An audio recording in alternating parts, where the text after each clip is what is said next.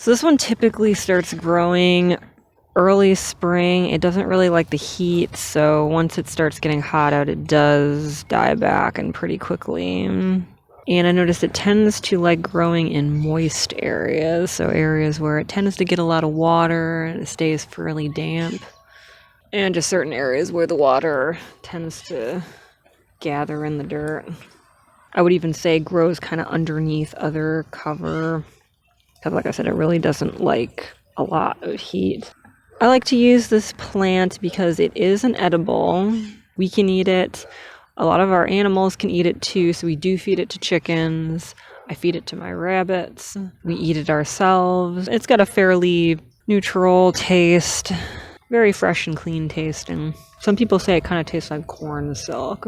It does have a lot of medicinal value to it as well. It does have some anti-inflammatory properties. It's good for the skin, so some people do make salves for eczema or teas to drink and to wash the skin in. I've never made a salve or anything with it, but if you go online, you can find plenty of places where they'll show you recipes on how you can make that. Some people say, even though this is very edible and very safe, some people do say not in very, very large quantities. You don't want to eat too much of it. I've never really noticed a problem. I've never noticed a problem giving it to the animals either, but I do believe when people say that they mean a very, very large quantity. I mean, probably an unrealistic quantity to what anyone would actually want to eat. I was reading that it was native to Eurasia, but it's naturalized in a lot of places.